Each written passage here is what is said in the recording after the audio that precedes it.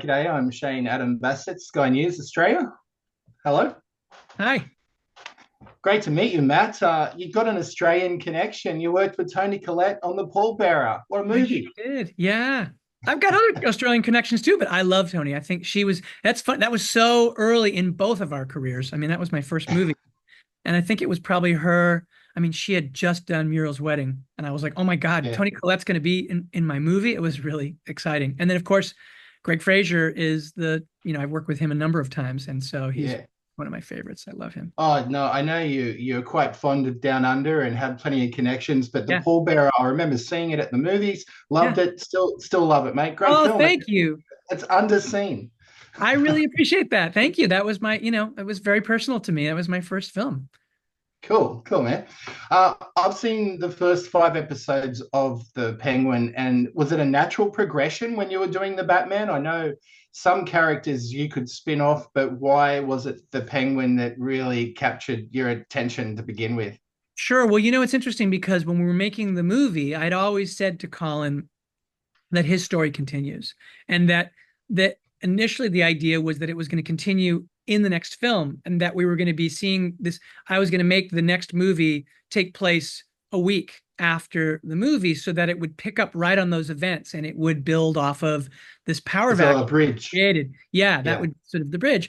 And the other thing though that is that during this time I also was excited about the idea that we would do shows with HBO in order to focus on characters like Oz, but it wasn't necessarily going to be Oz. We just were in an exploration to try and figure out how to do a show that could be an HBO show. To me, the idea of what HBO shows are, that tone, but in this world, was super exciting. And so as we were doing that, Casey Bloys and Sarah Aubrey were talking to Dylan Clark and I, and they were saying, look, we just want to make sure you're not saving all of your marquee characters, though, just for the Yeah. movies. And so at that moment, I said, oh, okay, well, let me tell you what my plan was to do at the beginning of the next movie and through the next movie, which was this continuation of Oz's story in this kind of almost like Scarface, sort of desperately sort of grasping at power, an overlooked Mm. sort of mocked character that no one thinks has any potential to do this, but we know because we know from the comics he becomes the Kingpin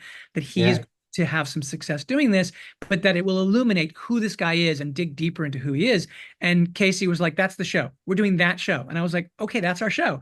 And so then we went out and we found Lauren, and we were in post in the movie at the time. The movie was not done. And so I was showing her scenes from the movie and showing her scenes that I cut out of Colin because he was in Okay. a certain number of scenes, but I was showing her all that stuff. And we just started talking. And then she went off and tried to dig into, okay, so if this guy has that void where he's so desperate for power, where does that come from? And that's where the whole thing was born. And there was never any thought of maybe making it into another 3 hour movie rather than a series? Well, the thing that this was the opportunity that was different, which was because the first movie is such a Batman point of view movie. I mean, Yeah. basically every scene is from his point of view. And I wanted, it's interesting. The other films, once you're done with the Batman arc of him becoming Batman, then what ends up happening is often those movies become about the Rogues Gallery. And the Rogues Gallery is important in the Batman, but I always want to keep it in Batman's point of view because I want his arcs, even in the subsequent movies, to be about him. So Yeah. what we did was we realized that as we wanted to dig deeper into the detail of exactly what makes Oz tick, the kind of real estate in order to do that, even in a 3 hour movie, is still not as much as you could do if you had 8 hours. And so it Right. was, oh, the opportunity here is to basically take a left turn and go down this alley instead of being, that Batman's out there somewhere, but we are in a different part of the city and we are seeing, and knowing that once we were done doing that, that then the next time that Batman or Bruce sort of cross paths with the Penguin, with Oz, that he would be a transformed figure. He would be in a different place than he was in the last movie. And you would know because you've been through that experience where you've seen him go through this and you have this very intimate understanding of what drives him. So that felt like a Mm. really special opportunity. Yeah, I was seeing touches of Scarface, which you mentioned, The Untouchables, just Sure. all these beautiful gangster movies rolled into one. Uh, I think Colin Farrell's at pinnacle of his career with Oh my a God. character like this, and He's Oz like is another so person. memorable. Yeah. Thank you. I mean, that's exactly how, I mean, I have to say, he is extraordinary in the show. I mean, I think Lauren wrote such she beautiful scripts. But I Yeah. think on top of that, he went to this level that was just astonishing. I mean, because the character goes to such dark places, but Colin is such a beautiful, soulful person and artist. And so he doesn't do it in such a way that he relishes the wickedness of the character. He's actually going and finding empathy for somebody who's doing unspeakable things. And it's very unsettling. It's upsetting. But his Yeah. performance is, I mean, that was the thing. It was one of these things where when he put on the makeup and we're making the movie, we were talking about it early on, and he was trying to find the character, he was finding the voice. But then the moment that he started seeing himself transformed, it was like something was unleashed in him and he became another. I mean, honestly, I think that's the fun thing about seeing the show. For the first, 5 minutes, you're going like, okay, so that's Colin Farrell under there. And then you just forget it and you go like, wait a minute.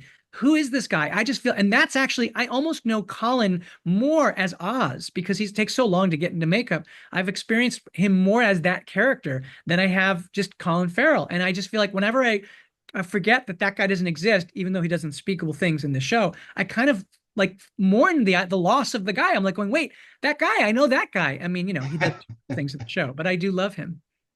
I was going to say, do you work with Oz or do you work with Colin? It's Colin is inside of Oz, but it's an Yeah. aspect of him that doesn't exist except when he's Oz. It's really extraordinary. It's something I've never experienced before. It's exciting. And finally, what can we expect maybe moving forward? Any more, on the horizon? Is going to be seeing Penguin, or is it Oh basically yeah, no, concentrating the on? idea is that Penguin does lead us into, so we are finishing the script right now. We're getting very close to finishing the script and going into prep for the Yeah. Batman Part 2. And, Oz is in it and there's an entry point. So you understand by the end of the series where he is and how that connects to where Yeah. we go. And then of course we shift points of view again. And now suddenly we're back in Batman Bruce's point of view. And then we'll be seeing Oz again. Yes. So it's And should we look for any directors' cameos? Do you make an appearance anywhere?